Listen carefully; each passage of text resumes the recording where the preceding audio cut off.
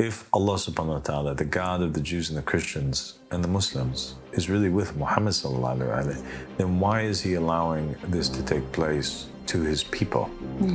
The Muslims are wondering, why are we constantly being beat up and bullied and overtaken, and there's and we don't have any divine support?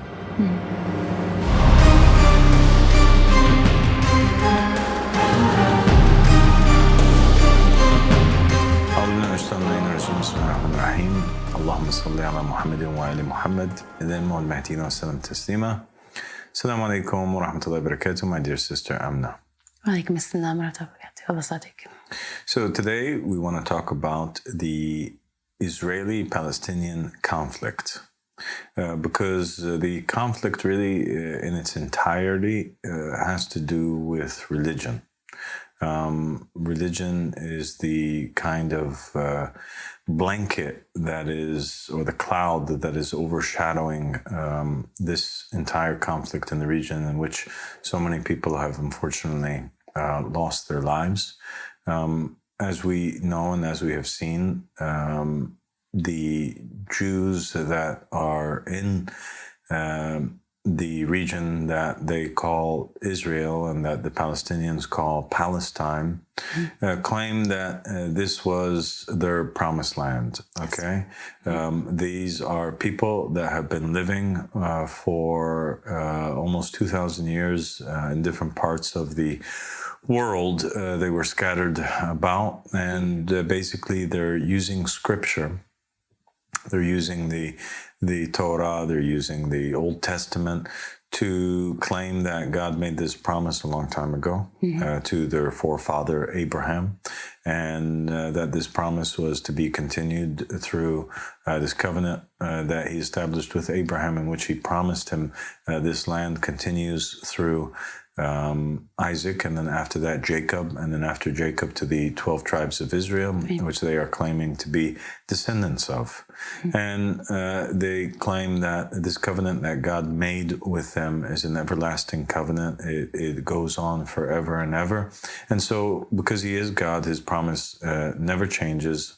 And because they were there before, even though they were exiled by God according to their own beliefs and doctrines and scripture, they believe that they will return to this land one day and that they have a rightful claim to it. The Jews, even, they differ amongst themselves. There's a group of Jews, and we mentioned this previously, that believe that the state of Israel is illegitimate, that it shouldn't be there, that it's a fake state, a false state, actually, and that the Zionists who are operating the state are not, in fact, Jewish at all, but rather they're using Judaism as a veil or as a cover to kind of carry out their agenda or their, purposes in the region. And the reason why they believe that is primarily because they believe that it is, once God exiles a people, that this was a divine decree, and that the only person, according to their scriptures and according to their beliefs and their doctrine, that can bring them back into the promised land or return to them the land of their forefathers is God himself, right? Through the coming of the Messiah. Yes. Who the people will gather behind him, and he will return the people back to the land. So I guess we could say that all Jews believe that the land is promised to them, but some Jews believe that they have to wait for the Messiah to come, and therefore they recognize the legitimacy of the state of Palestine, and that's why you'll see many videos with them walking around with the Palestinian flag, or they're chanting Palestine, or they're getting into altercations with IDF forces or Israeli police, and they're being arrested, etc. Or they're abstaining from joining into the military, and they claim that they've lived there for a long time in peace with the Muslims. So it's an odd scenario, and there's conflict with Jews amongst one another. And then there's this greater conflict between them and the Muslims, because after the Jews had been exiled from the land, basically the Christians came in and they took over the land after them. And they settled there. And so there was Christians and there were Jews living together in the land of Palestine. And then when Islam came and the Islamic conquests, we have, basically the so-called rightly guided caliphs ordering military campaigns into neighboring countries.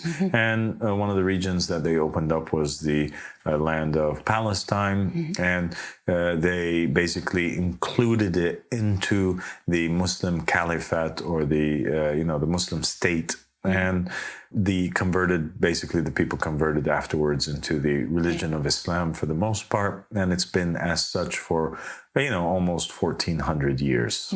So that's basically the history there. Now, the Prophet Muhammad sallallahu alaihi wasallam, when he came, he came as a continuation to the Abrahamic faiths, So the religion of Islam did not kind of start off as its own thing, appearing, like Buddhism, for example, or Hinduism. It wasn't appearing as a religion that had no ties to any other pre-existing faith, but rather it appeared continuing that it was claiming that it was a continuation, and claiming thereby all of the prophets and the messengers, right, and the sacred sites of both Christianity and Judaism before it.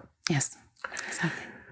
And that became the center of the conflict. And a lot of people don't really understand, how deep this is, intertwined, and the consequences that come after that.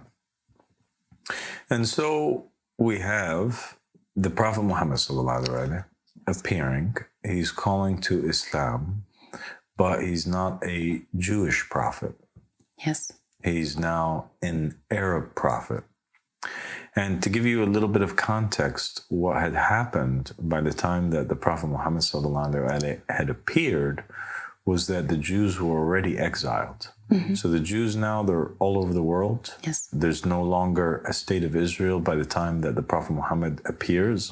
And also Jesus had come and he had gone by the time that the Prophet Muhammad sallallahu alaihi wasallam appeared. The Jews, they rejected that Jesus was the Messiah on the basis that he did not return them back into the promised land. Remember, they were waiting for the Messiah to come back and return them to the to the state of Israel. Jesus did not free them from the Roman occupation, and rather he left, and that was the end of the story.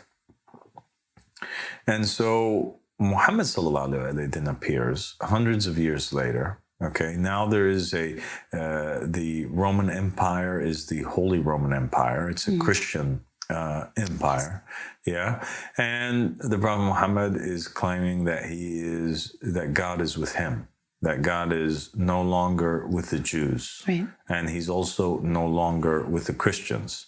And Muhammad sallallahu alaihi wasallam saw himself as, and many saw him as, and certainly his followers did, as a second Moses type figure, right? Who comes with a heavy set of laws to a new people, and his appearance amongst the Arabs was similar, and his story was similar to that of Moses amongst his people, right? While the character of the Mahdi, or the promised guide that would be the successor of the Prophet Muhammad sallallahu alaihi wasallam, bore also in the narrations, or bears in the narrations, a lot of similarities to the figure of Jesus the Messiah, right? And so the Prophet Muhammad, initially, we see him in narrations, he is adopting into his law a lot of the same things that existed within the Mosaic laws. reinstating, after the Christians had lifted some of the laws that came with Moses, and Christianity didn't exist anymore. Muhammad sallallahu alaihi wasallam reinstated, or reverted back to a lot of the Mosaic laws. For example, one of them was the fact that you couldn't eat pork.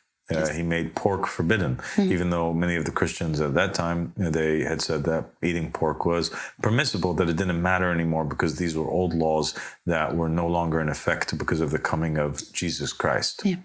Another thing that he did was that he, was praying towards the direction of Jerusalem. Yes. Okay, and this was the same direction of prayer that they had been praying towards for a very long time. Yes. And that it was the sacred site of the Jews specifically. Yes. He reinstated also something that had been changed during the time of, post-Christ, or the time of Jesus and afterwards, which was the monogamous marriages. Yes. Muhammad sallallahu alaihi wasallam reinstated polygamy, which was the law, in Judaism, Yes. in the time of Abraham and all of the prophets and messengers after that, including Moses. Yes. And so we see that he reinstates a lot of these laws. He's praying towards the same direction. Yes. Even the narrations of the Ahl Bayt and of the Prophet Muhammad sallallahu alaihi wasallam, even in Sunni Islam, they say that the Prophet Muhammad used to braid his hair. Yes. He used to braid it into 4 braids, right? And this reminds us very much so of the way that the Jews used to braid their hairs into 2 locks on the side. The Prophet Muhammad used to have 2 locks on the side and 2 in the back. And so the Prophet was, he looked similar to. He received a revelation and a new set of laws, just like the Prophet Moses did in Judaism. And Islam bore a lot of resemblance to the religion of Judaism, so much so that even Jews today consider mosques or masjids to be places where their prayers are accepted. And they do claim that most Jews do, and their scholars, their rabbis, claim that the God actually that the Muslims are worshiping is exactly the same God of the Israelites. It's that one invisible God who's above all, who confirmed the prophets and the messengers. They believe that Muhammad's a false prophet. They believe that that Jesus is a false prophet and false Messiah, a charlatan, and they call him very bad names. But they proclaim that the God, right, that they're worshiping, even though they're upon falsehood, the God that they're worshiping is that same God that they got from Judaism, or that they stole from there. Yeah. So that's their view on it. And from the view of Islam, from the view of Muhammad sallallahu alaihi wasallam, because they killed the prophets and the messengers, God, and because of their rejection of Jesus the Messiah, God abandoned them. God left them. They broke their covenant with God, and so now the Jews no longer have God with them. And that's why they waited after the time of Jesus, right, for 600 years, and so until the appearance of the Prophet Muhammad, and no Messiah and no prophet was coming to them, right? And then now it's been 2,000 years, and no Messiah has appeared for the Jewish people. And so for Muslims, and certainly for the Prophet Muhammad sallallahu alaihi wasallam, it was clear that because they rejected the prophets and the messengers, and they rejected the prophethood of Muhammad sallallahu alaihi wasallam, God had abandoned them. It was done. Their religion was no longer accepted from them. Their deeds were no longer accepted from them. And the same thing with the Christians. He believed that the Christians were closer to the truth. And even the Quran says that basically the Christians who are more friendly, less aggressive to the Muslims than the Jews are. But they also had gone astray, and they'd gone astray because of the fact that they misinterpreted the concept of the Holy Spirit the promise, the paraclete, the figure, the comforter that Jesus said he would send forward. They didn't take that to be the coming of a man, or they misidentified who the true successors were, and they started worshiping the tyrant under the Holy Roman Empire, right? Yes. And taking as their leader people who were not appointed by God, and that they were actually the successors of Julius Caesar, and not the successors of Jesus Christ. Right. So they were following a different JC. Now we have Muhammad. We have the religion of Islam. His claims are very clear, and now we have this conflict that has drawn out. When the Prophet came out with his message, what happened is that he was met with a lot of resistance from the Jews. The Jews did not like that. And according to the narrations in Islam and the hadiths and the historical accounts, the Jews attempted to fight the Prophet Muhammad. They attempted to assassinate him. Yes. And this led to a series of events that took place where the Prophet Muhammad went to war against the Jews with his Muslims, his Muslim army, and at the same time, the direction of prayer was changed. Yes. They were always mocking the Prophet Muhammad and accusing him of being basically a charlatan or a false prophet that was kind of like stealing their religious, history from them. And that annoyed them. They didn't like that. They thought to themselves, hey, if you're going to be a prophet or you're going to start a new religion, then make up your own, but don't steal our prophets and don't steal, our history. And so this was heavy upon the heart of the Prophet Muhammad and eventually God gives him a new direction of prayer, and he changes the direction of prayer in the Quran from the temple in Jerusalem to the Kaaba in Mecca. Even in the middle of prayer, right? Yes. What happened afterwards is that Muslims and Jews, for the most part, and Christians, lived in peace with one another for the most part. Sometimes, some periods in history, like during the Crusades, for example, there was extreme tensions between the Muslims and the Christians. Other times in history, there was extreme tensions between the Christians and the Jews. Right. We also have what happened in Nazi Germany, right? And these types of things. And then it led us to the creation of the so-called State of Israel. And it led also to the tensions that rose between the Muslims and the Jews, because basically what you have now is this country that they see as an occupying force, an illegitimate country that is dividing the Muslim world into two parts, and that is oppressing the natives of the land until it finally reaches today, where Israel seems to be expanding. It seems to want to take and make true those fears that the Muslims have, and the Muslims have been accusing the Jews for a very long time of attempting to basically create a state, a Jewish state that extends from the Nile to the Euphrates. Right. Okay, the greater Israel, the Israel that was promised, in the Old Testament. They're really worried about that. And they have for very long accused the Jews of trying to accomplish that.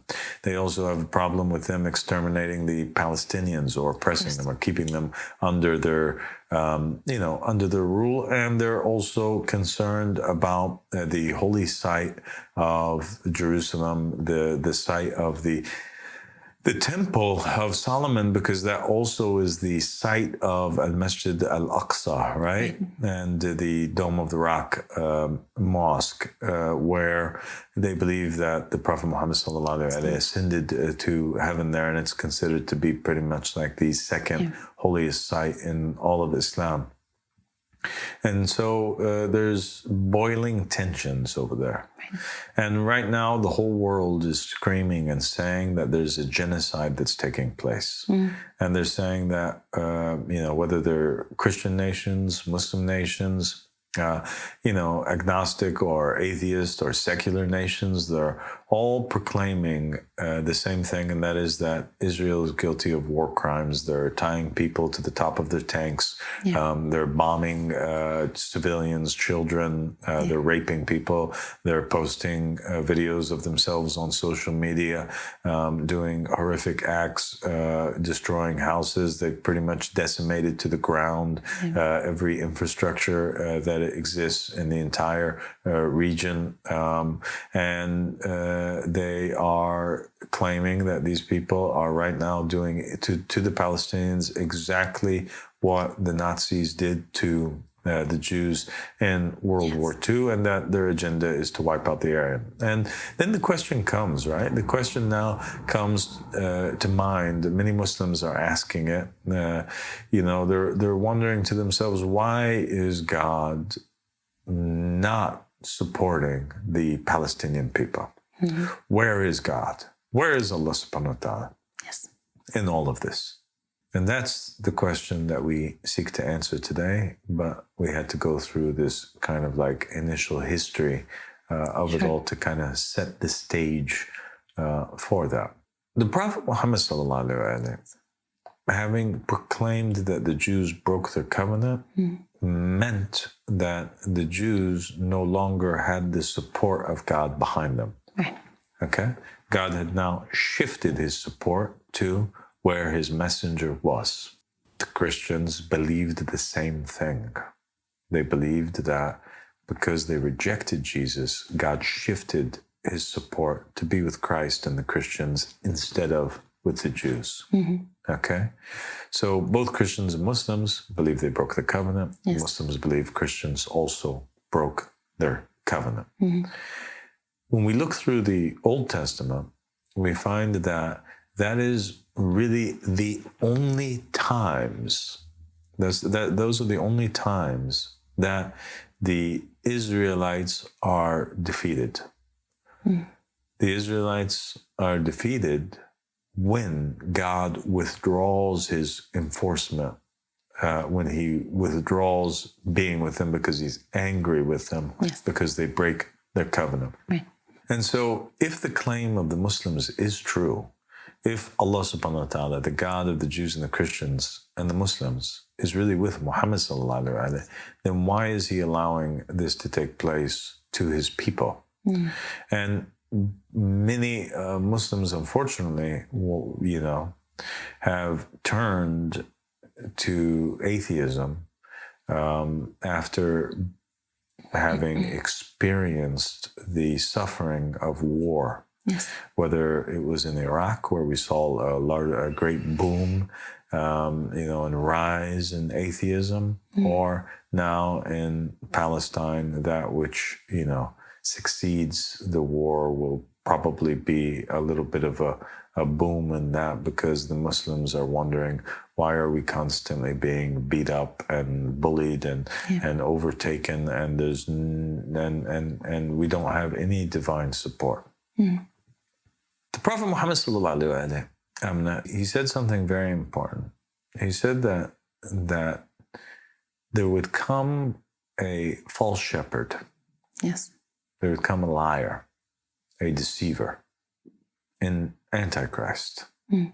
The narrations also stated that the Antichrist would be followed by Jews specifically. This is what the narration of Muhammad the Hadith says. Yes. He also says in the narration that there has been no prophet that has ever been sent except that they were warned of the one-eyed deceiver. The prophet in his narrations described the Antichrist as being blind in his right eye. Mm-hmm. And he said that this was the sign of how you identify who the Antichrist is. Mm-hmm. And so if the Prophet Muhammad sallallahu alaihi wasallam was telling the truth, then we have to find evidence in Jewish narrations, or better yet, in the Old Testament, the Hebrew Bible, of such a claim that Jewish prophets were warning their people concerning a false shepherd in Antichrist who would appear, who is blind in one eye. Yes. Right? Mm. Now, I want to take our viewers' attention now. Let's pull up on the screen the book of Zechariah. We have this section that is titled Two Shepherds. Okay, now the book of Zechariah is a book in the Old Testament, and Zechariah is a Jewish prophet. Yes. This is what the Lord my God says. Shepherd the flock marked for slaughter. Their buyers slaughter them and go unpunished. Those who sell them say, praise the Lord, I am rich. Their own shepherds do not spare them. For I will no longer have pity on the people of the land, declares the Lord. I will give everyone into the hands of their neighbors and their king. They will devastate the land, and I will not rescue anyone from their hands. So I shepherded the flock marked for slaughter, particularly the oppressed of the flock. Then I took two staffs and called one favor and the other union, and I shepherded the flock. In 1 month, I got rid of the 3 shepherds. The flock, though, detested me, and I grew weary of them and said, I will not be your shepherd. Let the dying die and the perishing perish. Let those who are left eat one another's flesh. Then I took my staff called favor and I broke it, revoking the covenant I had made with all the nations. It was revoked on that day, and so the oppressed of the flock who were watching me knew it was the word of the Lord. I told them, if you think it best to give me, pay, but if not, keep it. So they paid me 30 pieces of silver. And the Lord said to me, throw it to the potter, the handsome price at which they valued me. So I took the 30 pieces of silver and threw them to the potter at the house of the Lord. Then I broke my second staff called union, breaking the family bond between Judah and Israel. Then the Lord said to me, take again the equipment of a foolish shepherd, for I am going to raise up a shepherd over the land who will not care for the lost, or seek the young, or heal the injured, or feed the healthy, but will eat the meat of the choice sheep, tearing off their hooves. Woe to the worthless shepherd who deserts the flock. May the sword strike his arm and his right eye. May his arm be completely withered, his right eye totally blinded. Mm-hmm. The two shepherds it's the story of the Christ and the Antichrist, yes. The Messiah and the anti-Messiah. Mm. The name of Jesus Christ was the Spirit of Allah subhanahu wa ta'ala. Yes. Right? The Spirit of Allah. So the Spirit of Allah comes down to be the shepherd of the people, particularly the oppressed. He gets rid of all these other 3 false shepherds, right? Which are the different, the different congregations of Jewish rabbis and who were oppressing and misleading the flock. Yes. He was healing the blind. He was performing these miracles. Yes. And then what? And then the people sold them out. For how much did they sell them? For 30 pieces of silver. Yes. They threw at who? That they threw at the Jews, the false shepherds in the temple, right? Yes. The scene where Judas sells Jesus out, right? Yes. So here in Zechariah, it was foretelling the betrayal and the selling out of the true Messiah by God. And God says that he breaks the staff of union, he breaks the staff of favor, yes. he withdraws his covenant that he had with them and with everybody else, yes. because of the fact that they sold him out, that they saw that this is what he was worth, right? By selling out his chosen one, yes. Jesus, who had his Spirit, the Messiah, Ruh Allah, the Spirit of God. And God promises the Jews that now he's going to raise a shepherd amongst them that's going to eat them, that's going to prey on them. Yes. A shepherd that is going to be blind in one of his eyes, right? Yes. Well, this shepherd that's blind in the eye, he's a fake shepherd, right? Yes. He's a false shepherd. He's a false Messiah. If the shepherd that they sold out was the Messiah, well, this shepherd that's blind, the fake one who doesn't care about them, right? It's not looking out for their interest. Right. The woe to that shepherd is the anti-Messiah, Yes. or the Antichrist. So now we're left at the book of Zechariah, right? This is it. This is the promise to the Jews that they're not going to have any more favor from Allah subhanahu wa ta'ala. Right. The covenant's done. It's broken. It states it in their own books, totally. And they have nothing to wait for except for the coming of this false Messiah, this bad shepherd who will kind of spring out of a state that they will build in the end time that will be an illegitimate state that was built without the oversight of God, or the oversight of a true prophet or messenger from God. But the fruit of such a state that was built without the oversight of God can only be the coming of a shepherd who is also not appointed by God. Yes, makes sense. Okay. So what happens then to the promise of the promises that God had given the Israelites? Well, Muhammad sallallahu alaihi wasallam, he was claiming, right, and the religion of Islam, which people don't really get this point. It's super important.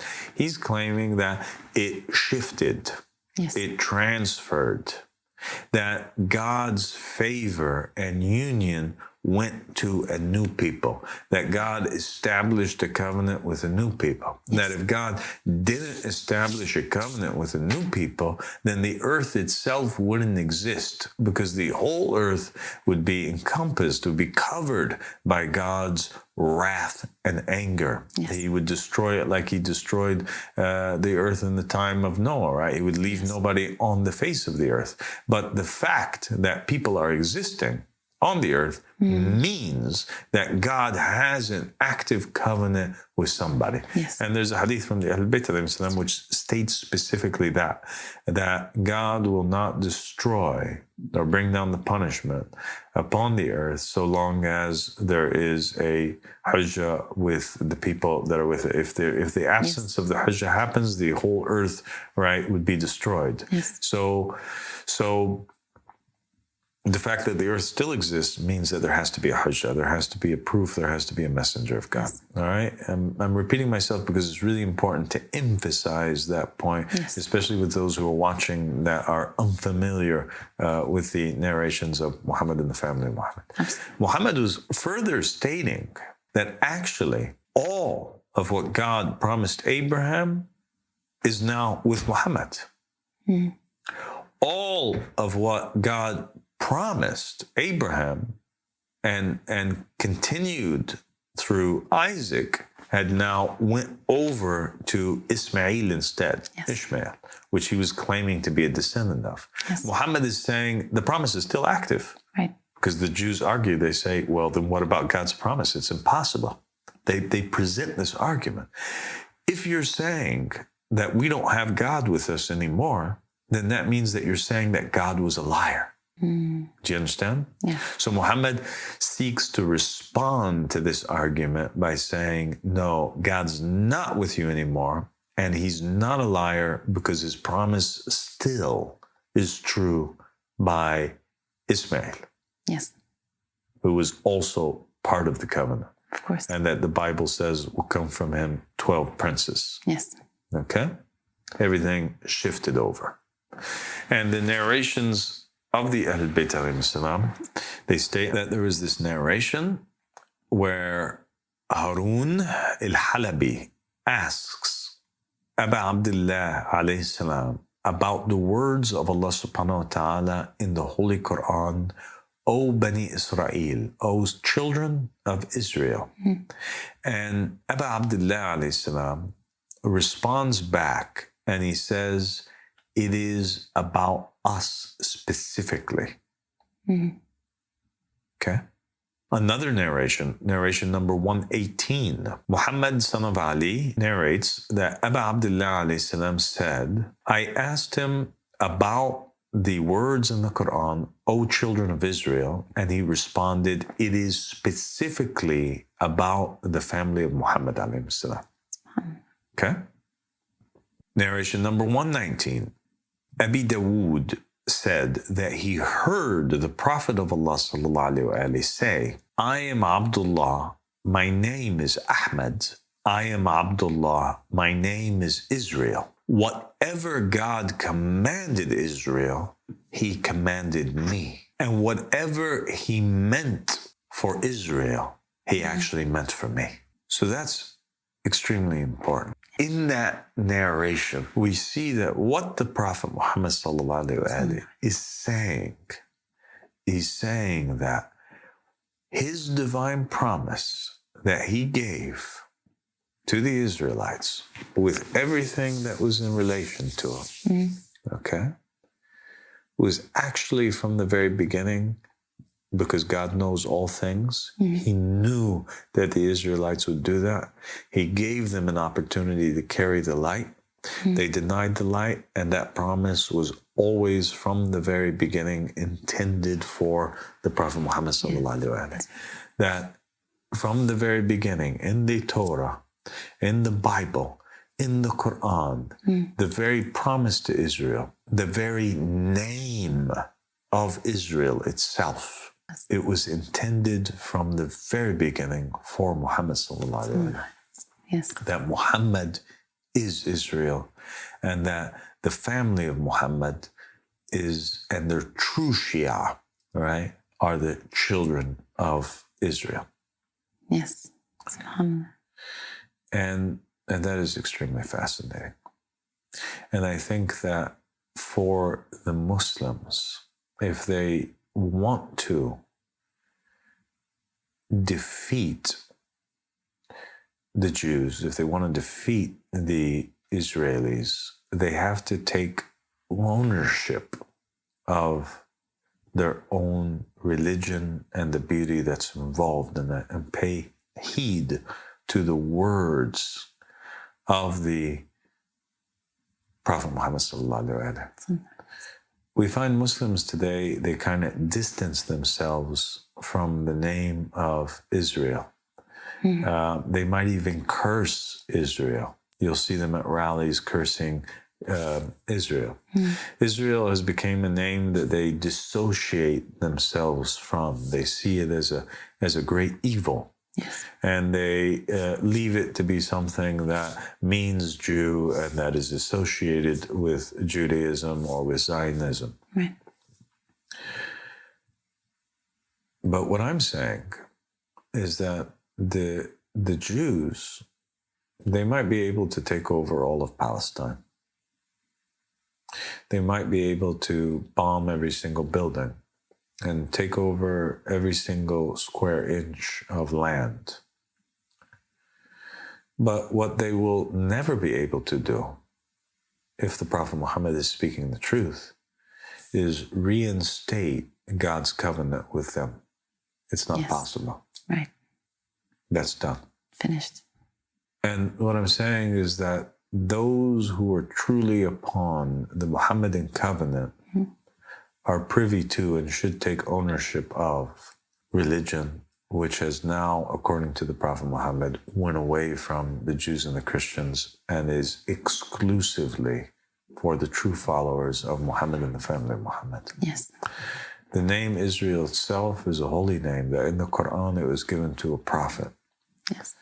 And it is a name that belongs to Muhammad and the family of Muhammad. Rather, it's one of the names of Muhammad himself from the very beginning of time in Muhammad. Because Muhammad is Abdullah, and Israel means the prisoner or the slave of God. SubhanAllah. And for that reason, I chose to name one of my sons. You know, I have 2 adopted girls, and I have 4 children by my wife. We have 2 girls and 2 boys. Yes. And I've named one of my boys Israel, Yes. after the Prophet Muhammad sallallahu alaihi wasallam. And I take great pride in naming him that name, Absolutely. because that name belongs to Muhammad and to the family of Muhammad alayhi salam. Yes. And so we have to restore that.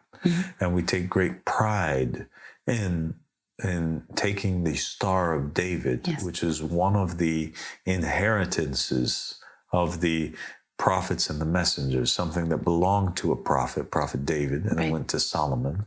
And it continued to be something which was owned by the people of God, or the prophets or the successors of God. And so we use that symbol, right, as a symbol of the seventh covenant and a symbol of our religion. And we take great pride in that, because we don't see it as a star that belongs to Jewish people. We see it as a star that belongs to God and his people. And because we claim that we have God with us, we use it as a symbol and an emblem of our covenant with God. Now, why has God not helped the Palestinian people? The reason why is because the Palestinian people and the Muslims at large, they followed into the steps of the Jews and the Christians before them. Right. And the Prophet Muhammad said specifically that this would take place. Yes. They would follow them inch by inch, step by step. So much so that if they were to fall into the lizard's hole, they would do the same thing, right? The Muslims would do the same thing. And so the Muslims, they did the same thing, and they broke their covenant with God, and they killed the successors of the Prophet Muhammad in the same way that the Jews killed the prophets that came from God, John the Baptist, right, Zechariah, the father of John the Baptist, and they crucified Jesus, even though he was raised to Allah subhanahu wa ta'ala, or he escaped the crucifixion itself. They still crucified his body, and they still tried to kill the Messiah himself. And so the Muslims did the same thing. They poisoned Imam al-Hassan. They struck Imam Ali on his head with a sword while he was in the state of sujood.